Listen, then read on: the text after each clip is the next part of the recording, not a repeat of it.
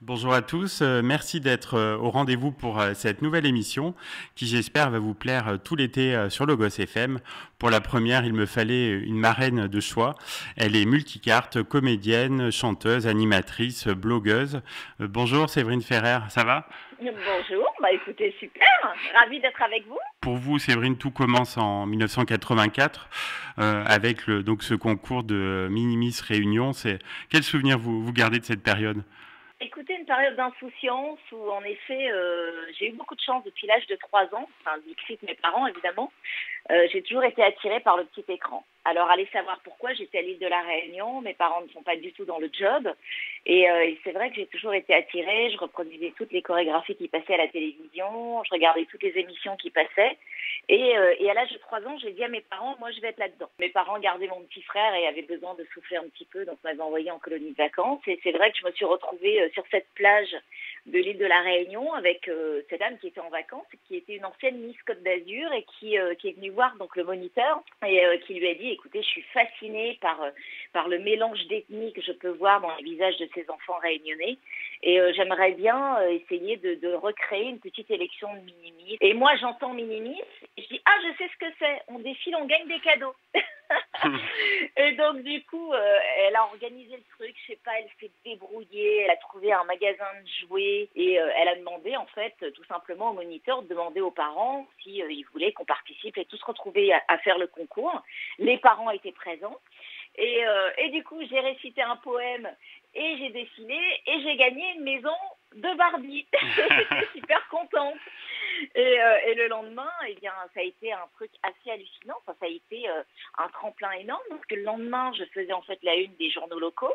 2 jours après, je me retrouvais à faire une séance photo avec la Miss Réunion officielle de l'époque, de l'année. Et ça a été une vraie belle opportunité et puis complètement imprévue évidemment, puisque ça m'a donné la possibilité d'accéder justement à cette voie que j'avais choisie depuis l'âge de 3 ans, qui était le monde du spectacle. Et je me suis retrouvée en fait à faire des défilés de mode, des pubs, des spots publicitaires à la télévision.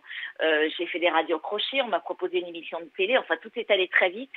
Et les souvenirs, ils sont magiques. De fil en aiguille, il s'est passé plein de choses. Je me suis retrouvée à enregistrer un disque et puis après à faire une autre émission de télé en direct. Enfin, c'était que des moments. En tout cas, je garde cette période. C'était vraiment des moments d'enfance assez particuliers parce que je m'adressais beaucoup, enfin en tout cas j'étais souvent en représentation et puis surtout j'étais souvent aussi avec des grands, donc je pense avoir grandi un petit peu plus vite que la plupart des enfants, mais en tout cas je garde que d'excellents souvenirs de cette enfance un peu atypique. Et alors, au milieu des années 90, donc il y a l'apparition sur les écrans, hein, sur le grand écran et le petit écran, avec notamment la série Studio Sud, qui a marqué, je pense, nos auditeurs. Comment tu décroches ces premiers rôles? Ça a été assez facile? Bah pas forcément parce que moi j'arrivais avec mon petit bagage de la Réunion, donc je suis arrivée avec mes VHS, je me souviens avec mes VHS et les quelques photos que j'avais sous le bras. Et quand j'ai commencé à faire les castings, ils m'ont dit oui oui, bah, de toute façon tout ce que tu as fait avant ça nous intéresse pas, nous ce qui nous intéresse c'est maintenant. Donc bon, au début c'était un petit peu waouh, la douche froide. Et puis entre-temps, j'ai commencé à appeler des directeurs de casting qui me disaient mais oui, mais vous n'avez pas d'expérience, et patati et patata.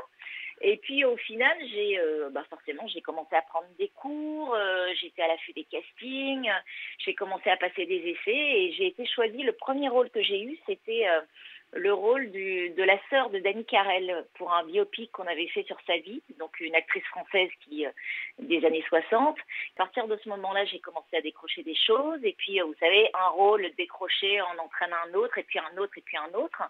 Et il se trouve qu'entre-temps, j'ai fait classe mannequin, j'ai eu cette chance de faire 7 épisodes sur 120 alors que tout le monde a l'impression que j'ai fait les 120. Et du coup, je jouais le rôle de la petite sœur de Vanessa Demouy. Et donc c'est vrai qu'après ça, la production, on avait gardé contact et puis à un moment il m'appelle pour prendre des nouvelles et puis il me disait oh là on galère sur un casting là. Ça fait presque un an qu'on n'arrive pas à mettre en tout cas à enclencher le projet parce qu'on n'arrive pas à trouver une comédienne. Et puis elle me dit mais tu danses toi? Je dis bah oui je danse depuis l'âge de 4 ans. Et elle me dit, mais attends, mais tu danses, tu chantes, tu joues la comédie, mais c'est exactement pourquoi tu nous as rien dit? Je sais pas, parce que forcément, je parle pas toujours de ce que je fais, et moi je. Donc, elle me dit, écoute, est-ce que tu serais prête à passer des essais très très vite? Et 3 mois plus tard, j'étais sur le plateau. En fait, tout s'est déclenché et j'ai joué donc la petite sœur de Thomas Sisley et de Diane Robert à l'époque dans Studio Sud. Et c'est vrai que donc entre-temps, M6 m'a repéré et m'a demandé si ça me plairait éventuellement de faire une émission. Et c'est vrai que moi, j'avais gardé un excellent souvenir des émissions que j'avais pu faire à La Réunion. Et je leur ai dit, pourquoi pas.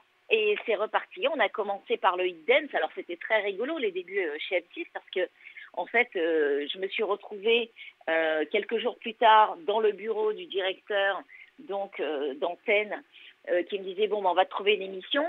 Ouais, ok, super. Je me suis retrouvée le lundi. Alors ça c'était un jeudi. Le lundi matin, je me suis retrouvée au bain-douche en train de faire une bande-annonce en disant on se retrouve avec plein de surprises, etc. Mais je savais pas encore quelle émission j'allais présenter. Ah oui, et d'accord. Le jeudi d'après, j'étais en conférence de presse et là, il a fallu trouver une émission très vite et ils ont dépoussiéré une émission qui existait déjà, qui était présentée par Ophélie Winter et Yves Noël, qui s'appelait Hit Dance.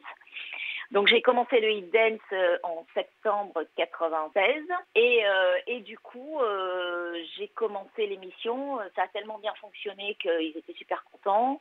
Ils m'ont demandé de réfléchir à un projet qui me plairait moi de mon côté et qui évidemment rentrerait dans leur case et serait aussi par rapport à leur grille des programmes tout à fait adéquate avec ce qu'ils attendaient. Et on est tombé sur Fan 2 et l'émission a commencé le 15 février 97. Une émission culte pour beaucoup. Alors, elle a duré jusqu'en 2005, si je ne m'abuse. Pourquoi elle s'est arrêtée, en fait, Séverine ? On va pas revenir dessus parce que j'ai suffisamment parlé de ce qui était arrivé. Ça fait partie du domaine du passé désormais. D'accord. Donc voilà, maintenant c'est vrai que Fan 2, ça a été une période idyllique, c'est-à-dire que c'était encore une période où tout était possible. J'ai fait le tour du monde, j'ai rencontré les plus grandes stars internationales. Enfin, c'était hallucinant, c'est-à-dire que j'avais 17 ans, je faisais le tour du monde. C'était absolument dingue. Aujourd'hui, on ne pourrait plus vivre ça. C'est impossible. Donc oui, ça a été une période magique avec une équipe géniale. D'ailleurs, plus ou moins tous les artistes avec qui j'ai travaillé et que j'ai interviewés sont toujours des copains et beaucoup sont sur la tournée de Born 90 que j'ai fait récemment et qui repart bientôt sur les routes. Donc on a vraiment gardé, c'est pour nous une période... Vraiment une période, je dis souvent que c'est une parenthèse enchantée parce que moi j'étais adolescente et jeune adulte et c'est vrai que j'ai vécu des choses incroyables et c'était vraiment l'époque où il y avait encore de l'insouciance, c'était bon enfant, les réseaux sociaux n'existaient pas, oui. on attendait les choses, c'est-à-dire que tout d'un coup les séries, on attendait une semaine pour avoir le prochain épisode, on avait le temps de se faire des films, de se dire mais qu'est-ce qu'il va faire, pourquoi, comment.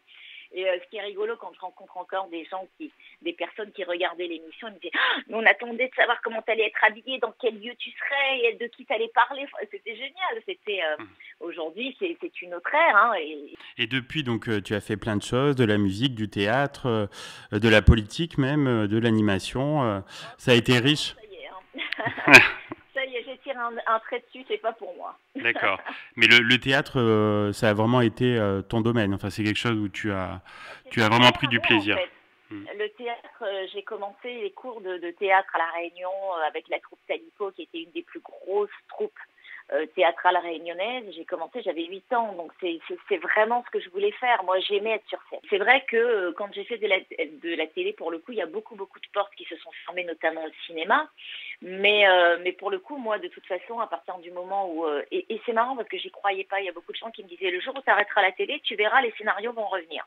Et je dis non mais n'importe quoi, pendant 10 ans j'ai fait de la télé, j'ai pas eu un seul scénario, là comme de bien entendu, comme par hasard, je vais arrêter la télé et puis je vais avoir 3 scénarios qui vont arriver, non mais n'importe quoi.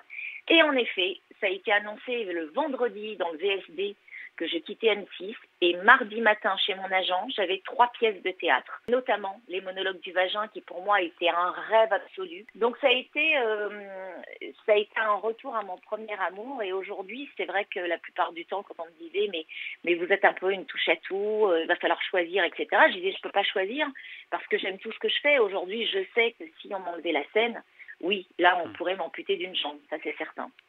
La période est un peu compliquée forcément pour les artistes en ce moment, mais est-ce que tu peux nous parler un petit peu de tes projets pour les prochaines semaines? C'est-à-dire que c'est très très dur en ce moment. Pourquoi? Parce que on est un petit peu les oubliés de ce confinement, nous en fait. Les dommages collatéraux, on les prend de plein fouet. Surtout que tout a été annulé et puis et on n'a pas de perspective en fait. C'est ça qui est terrible, c'est-à-dire qu'on ne peut pas commencer à travailler parce que de toute façon on ne sait pas quand on va pouvoir remonter sur scène. Donc oui, alors c'est pas ce qui manque. Moi je devais faire des tas de festivals, on devait repartir cet été et faire en plein air des concerts Born in 90 qui ont été bien évidemment annulés. Je devais faire aussi au Théâtre Antique d'Orange un très beau concert avec 1400 choristes autour de l'œuvre de Calogero. J'ai fait ça l'année dernière pour Balavoine et pour Goldman, c'était absolument génial. Et puis bon, évidemment, ça a été reporté à septembre. Donc oui, théoriquement, je pourrais à nouveau être sur scène. Donc déjà le 19 septembre au Théâtre Antique d'Orange, donc pour ce grand show avec les choristes. Et puis ensuite, nous reprenons et on est censé repartir le 5 novembre pour la nouvelle tournée, donc la deuxième saison de Born in 90 avec tous les chanteurs emblématiques des années 90. Ça a été un carton l'année dernière. Ah oui, notamment à Clermont-Ferrand. Ouais, c'était génial à Clermont. Et du coup, on repart sur les routes jusqu'à fin décembre. Et on finit évidemment en beauté à l'Accor Hotel Arena à Paris. Et on a vraiment, vraiment hâte de les retrouver, de se retrouver et de les retrouver. Et puis surtout, ça va être encore plus fort qu'avant, puisque ça va être une énorme célébration, ça va être un hymne à la vie. On a envie de s'éclater, de s'amuser, de penser enfin à autre chose. Et je pense que ça va être assez énorme. Du coup, moi, j'enchaîne après avec théâtre qu'on devait commencer en octobre. Et on a été obligé de décaler évidemment pour pas prendre de risques parce que ça ne sert à rien de se préparer si on ne peut pas être sur scène. Donc à partir de janvier, je repars. En fait, là pendant 1 an et demi, j'étais sur les routes avec une pièce qui s'appelait C'est pas du tout ce que tu crois avec Norbert Tarrer et Daniel Evenou. Il se trouve que Norbert est retenu, donc forcément Covid oblige, sur ces tournages qui ont été décalés. Donc il ne va pas pouvoir faire la tournée avec nous, mais c'est Nicolas Vitiello qui est génial, qui est un ancien membre de Watford et qui a fait des pièces, notamment Mon ex, ma belle-mère et moi, et mon ex-belle-mère et moi, je crois que c'est ça. Et du coup, on repart sur les routes à partir de janvier avec une pièce qui s'appelle L'avenir nous le dira. Toute la même, en fait, c'est la même troupe, la même équipe, sauf Norbert. Et du coup, on repart sur les routes et on a hâte. Voilà. Et ben nous aussi, d'autant plus qu'il y aura un passage, je crois, à Clermont-Ferrand, donc en février 2021. 21, hein, je crois, un truc comme ça. Tout à fait. Je ne sais plus, quelque chose comme ça, oui. Il faut que je vérifie, mais je crois que c'est ça, 21 février. Et ben un grand merci Séverine Ferrer donc d'avoir été la marraine de l'émission. Et puis écoutez, j'espère vraiment de tout cœur, je vous envoie toutes mes bonnes ondes pour vous porter chance et que l'émission dure longtemps. Et ben un grand merci et bel été à toi. Eh bien, bel été, puis surtout, prenez soin de vous et surtout, profitez des vôtres. Profitez de tout ce qu'on a vécu pendant cette période un peu inédite et un peu bizarre. Et en tout cas, je pense qu'on est revenu à de vraies valeurs et on a pu apprécier les petits plaisirs de la vie. Et ça, il faudrait vraiment, vraiment que dans la vie d'après, puisqu'on parle d'une vie d'après, bien que je ne vois pas vraiment de changement, mais en tout cas, dans notre vie d'après, nous, la nôtre, essayons quand même de mettre en pratique cette solidarité et cette générosité qu'on a pu avoir pendant cette période et essayer de profiter de cette période aussi pour améliorer son petit quotidien. Voilà. Absolument. Merci encore, Séverine.